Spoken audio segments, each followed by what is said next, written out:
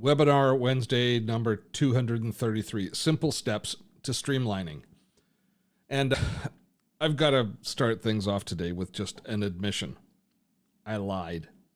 It's not simple. I thought it might be simple to streamline, but as I worked through the content in the preparation for this, I realized that nothing about streamlining your processes is simple. And I didn't think that anybody would sign up if I titled the webinar, The Suffering of Streamlining, or Streamline or Suffer, which is the only other alliteration that kind of makes sense. And you know how I love alliteration. So we just stayed with Simple Steps to Streamlining.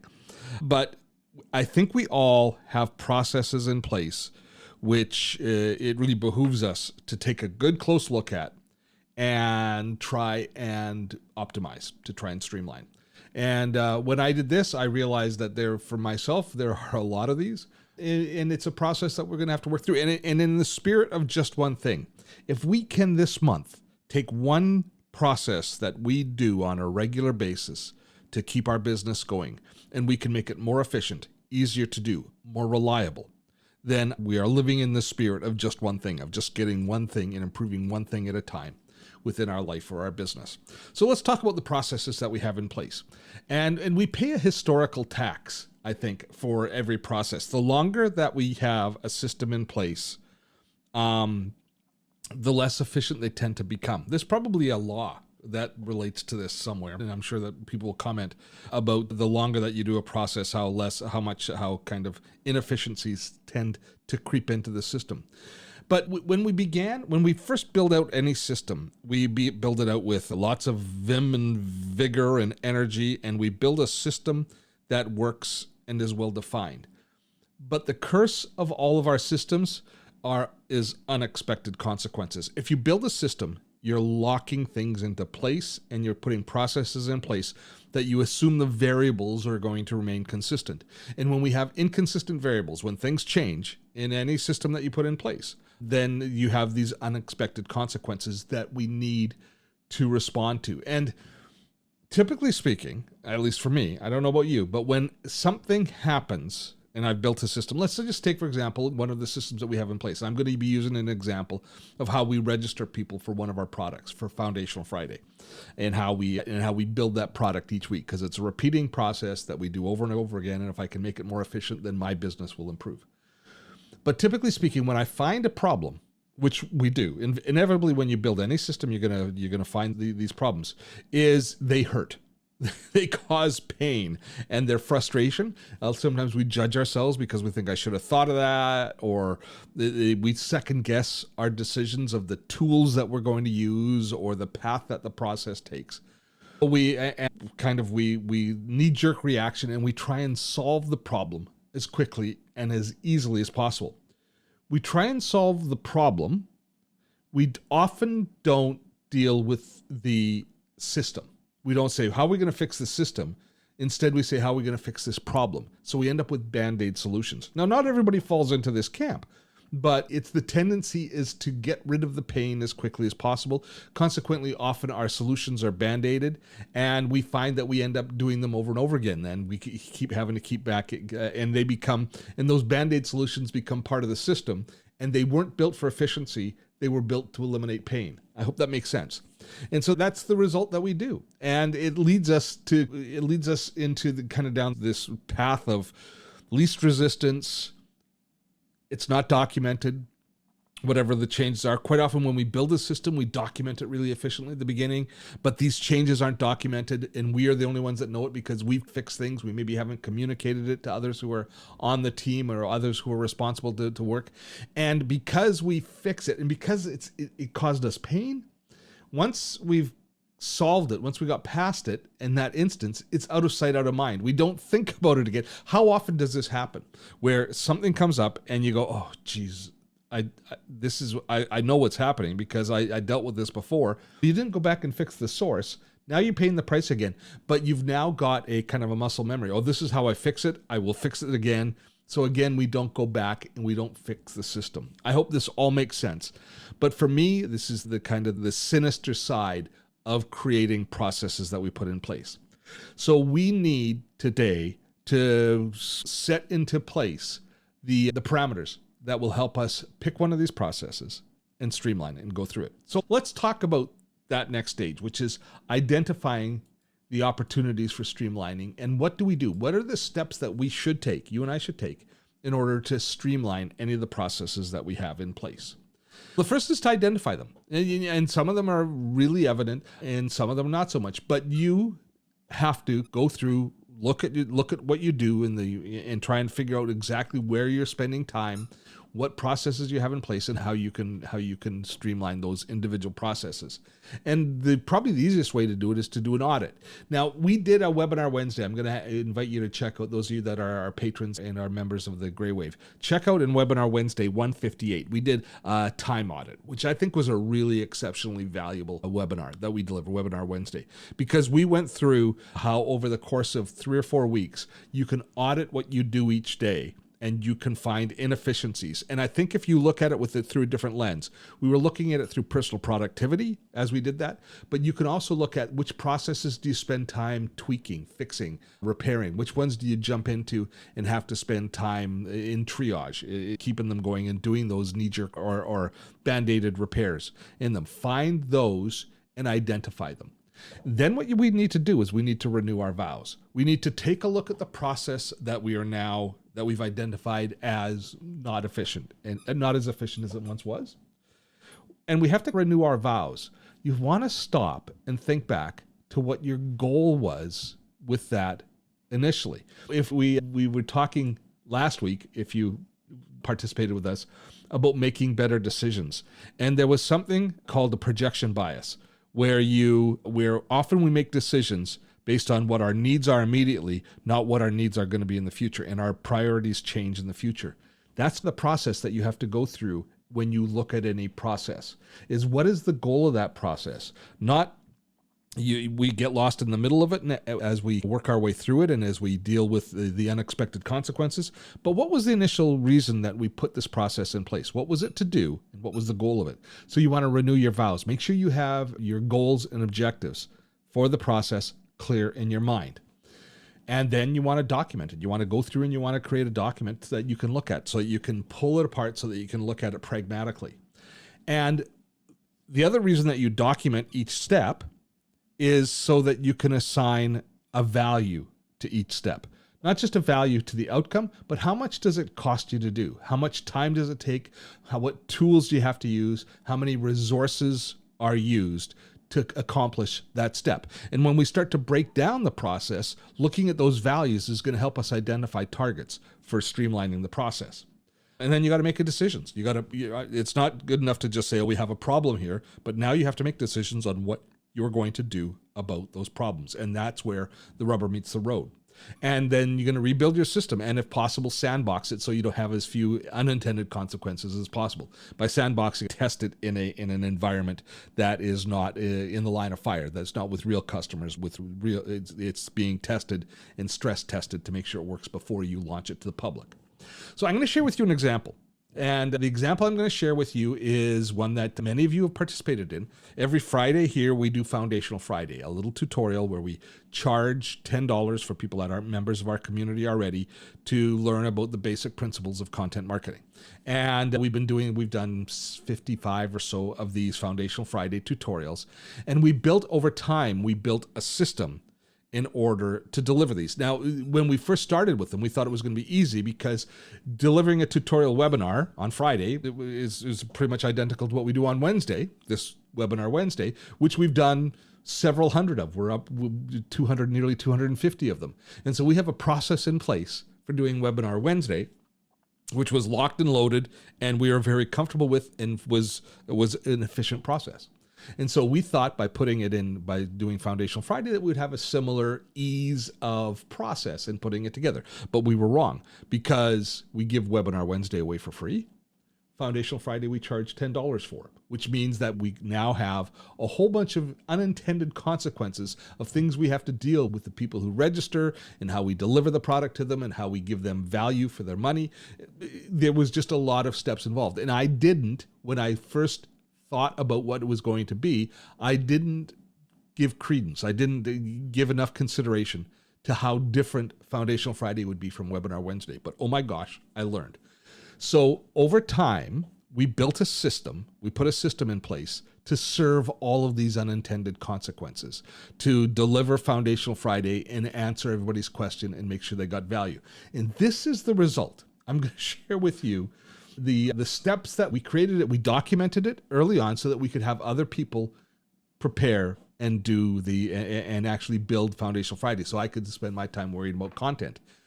But just to give you a brief example of how these Frankensteins can grow, these are the steps that we did to deliver a $10 tutorial once a week. Is first of all, we had to create tags inside of our CRM, inside of our customer relationship management tool, so that we could identify who was registering for what webinar. But because some people attend for free, if you're a member of the community already, and other people pay, is we had to create two different tags, one for purchase, one for register. Okay, that's straightforward. So we have tags inside of ActiveCampaign so that we can identify the people when the time comes. Then we had to go in and we had to create a webinar inside of Demio, because that's how we deliver it. It's what we're in right now. We create a webinar. So we have to go through the different steps of creating the webinar and then assigning the event tags to the webinar inside of ActiveCampaign so that we can identify who's properly registered, make sure they get their registration information, their email. And these are the steps, nothing too elaborate there. But then, because now we're charging for this, we have to create a more elaborate landing page than our Webinar Wednesday. Webinar Wednesday, we can give you a little description because we're giving it away for free, and people don't have super high expectations because they're not spending money on it. But if I'm charging you $10 for it, we had to create a landing page that described it a little bit better. So we had more work to do on the content side, but we also had to set this landing page up in such a way that people could click on it and not just register, but get into our shopping cart to do a purchase. So we had to create the landing page. And these are the steps to creating the landing page, is we had to do that. And then we had to, of course, get the URL for the landing page so that we could use it in all of our marketing materials. We had to copy that and get it into the proper resource. We use our master document format for that, which is a Webinar Wednesday that we did earlier.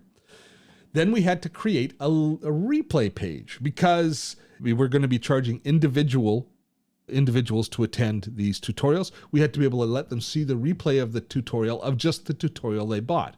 Whereas with Webinar Wednesday replays, the only people who get access to the replays after the first week are members of the community who are either our patrons or our Grey Wave members. And so we could just put them in one large document, in one large lesson inside of Thinkific, and we could have all of the different instances in a single product.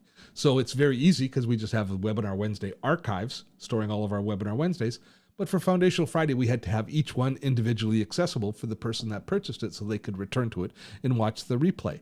That's the next step that we had to go through. So we had to create this replay page, and then we had to have a place next up, we had to create the shopping cart checkout, because now we're charging for it. So with Webinar Wednesday, we can just have people sign up in Demio, just register on a Demio landing page. It's simple. It's automatically created. But no, we have to now put this in and tie this and make sure that ThriveCart is tied to ActiveCampaign so we can see who's purchasing, etc. Another big step, and you can see all the little ticks along the way.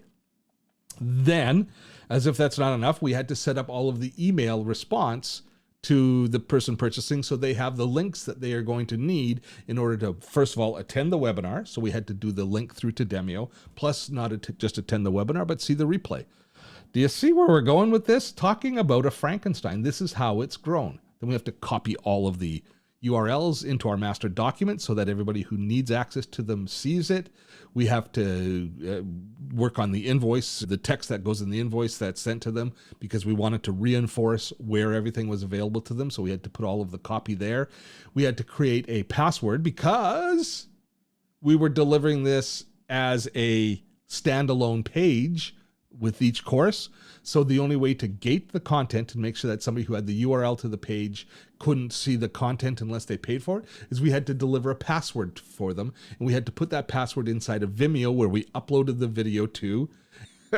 And then we had to send this through, and we had to document the password so that we could send it to people who had lost the password later on.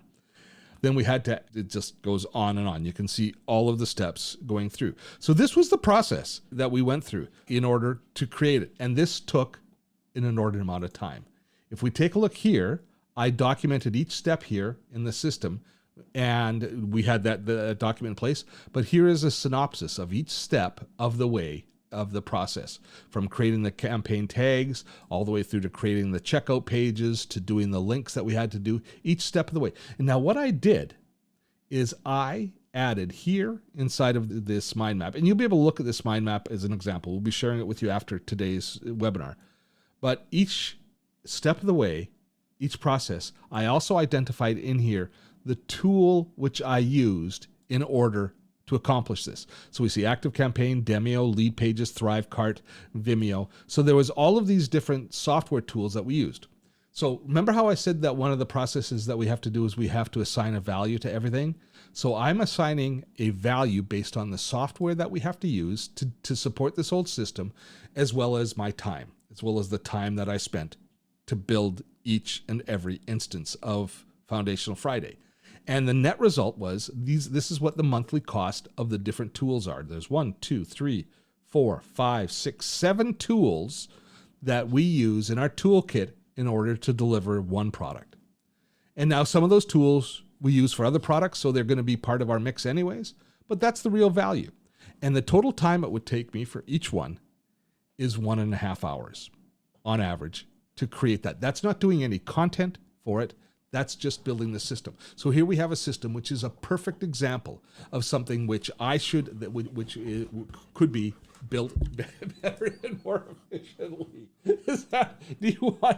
Can you let me finish the webinar and then we can go for the walk? Yeah, let me finish the recording and then we'll go, Gilly Girl. Okay. Yes, you've got to make your appearance, don't you? Off you go. There you go. Oh my gosh. Okay. So here is our new system that we put in place. Is we bit the bullet, and by looking at and identifying what the goal is. The goal is to deliver the tutorial as efficiently as possible and use less tools in it. I wanted to streamline the process by having less steps along the way, and each step directing towards the goal, which is to deliver the student to the live tutorial and give them access to the replay when they needed it, without obviously building the steps that we had to take. So what we determined is we would use a base product, Thinkific in this particular case, and we would deliver as much as possible in Thinkific. So instead of going through all the steps of using a landing page creator like Lead Pages to create it all, I did it all inside of Thinkific. Now the first 2 steps that we did are identical. We still had to create the tags, we still had to create the information, we still had to create the webinar. But I made a determination that we were going to dive deeply into Thinkific as a delivery platform, and we would bite the bullet. If there were some things that weren't quite as optimal in the delivering in Thinkific, that more than balanced out by the convenience and the streamlining of the process and simplifying the process for both us and for our students. And as it turned out, we didn't actually end up giving up anything. It ended up working just as well. But I had to spend time learning to use the tools that I was already very familiar with, Thinkific in this case, and ActiveCampaign. And I had to make sure that I had to learn how to create a tighter integration between the two, so that when somebody purchased using the shopping cart in Thinkific, eliminating the shopping cart tool, eliminating one whole tool from the process, eliminating a landing page creator from the process, just using the checkout in Thinkific, that we had to make sure that all of the proper information transferred into ActiveCampaign so that we properly registered them and we identified them as being a student in that course, and they got access to the course, and we're able to support them in the future. So that is the process that we ended up having to put in place. So the steps that were added is the tutorial in Thinkific was now created instead of Lead Pages, and we had to spend a little more time in ActiveCampaign creating an automation, which we turned into a system. Then the rest of the process was much simpler. Instead of uploading the video to Vimeo and creating a password and all of those things, it was in Thinkific, and it would appear in our students' dashboard, so they had more consistent and entrenched access to the replays as well as to the live. The total time is actually it takes me less than an hour. It takes me about 45 minutes on average now to build it. So I've cut in half the amount of time, and the net result is, as far as the tools, do I have it? Where is it here? The Streamlined. There we go.